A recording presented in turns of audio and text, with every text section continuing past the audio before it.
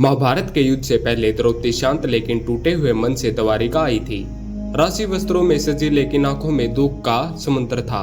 श्री कृष्ण के सामने बैठते ही उनकी आंखें भर गई। वर्षों से जो पीड़ा दिल में थी, आज वो अपने सखा के सामने बह जाने वाली थी। द्रौपदी रोते हुए बोली, हे केशव, आज इतने वर्ष बीत गए, लेकिन वो एक क्षण, वो एक सभा मेरी आत्मा में आज भी जलता है। मेरे हृदय के हर कोने में वो अपमान चुभता है। क्या आप जानते हैं, उस दिन केवल मेरे वस्त्र ही नहीं खींचे गए थे, मेरी अस्मिता, मेरी आस्था, मेरा अस्तित्व तक नंगा कर दिया था। श्री कृष्ण शांत स्वर में बोले, सखी, मुझे सब ज्ञात है। उस क्षण मैं स्वयं व्याकुल था। ब्रह्मांड का स्वामी होकर भी मैं समय के नियमों से बंधा हुआ था, लेकिन जब तूने मुझे पुकारा, मैंने तेरी लाज रखी।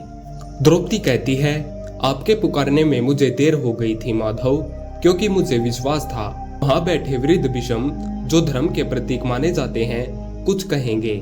मैंने उम्मीद की थी द्रोणाचार्य, जो गुरु थे, वो आवाज उठाएंगे। कर्ण, जो महावीर कहलाता है, वो शायद सच्चाई का साथ देगा। दुर्योधन, जिसने मुझे बहू बनाकर सम्मानित किया था, शायद मुझे बहन मान लेगा। लेकिन नहीं, सब मौन थे, सब अंधे थे। और जब मौन टूटा तो कर्ण ने कहा, 5 पतियों वाली एक नारी नहीं, एक वेश्या होती है।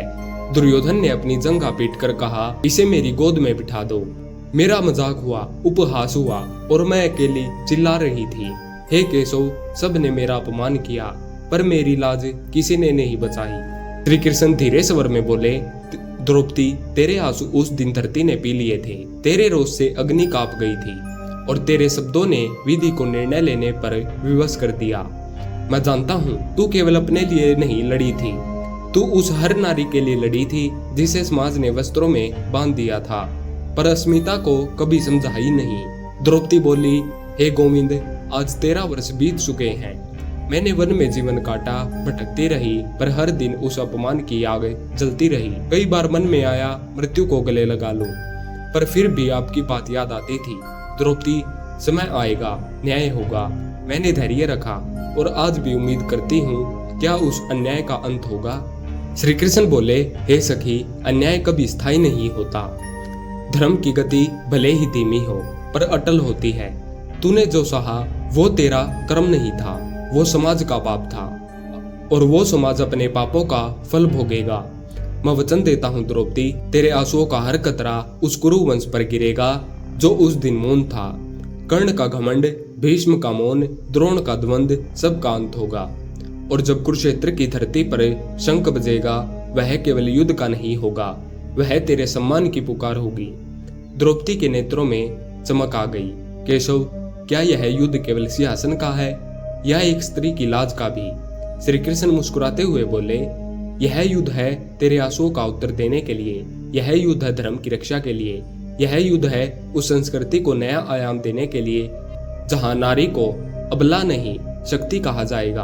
द्रौपदी बोली, मैं केवल एक पत्नी नहीं हूँ माधव, मैं पांचाल की बेटी हूँ, मैं अग्नि से जन्मी हूँ, और जब मैं स्वयं अग्नि बनना चाहती हूँ, मैं नहीं चाहती कोई और द्रौपदी फिर उस सभा में अपमानित हो। श्री कृष्ण बोले, और मैं नहीं चाहता फिर कोई नारी न्याय के लिए 13 वर्ष प्रतीक्षा करे। तू एक युग की नायिका है द्रौपदी, तेरे दुख ने इतिहास बदल दिया है। अब पूरी पृथ्वी तेरे आंसुओं की गवाही देगी।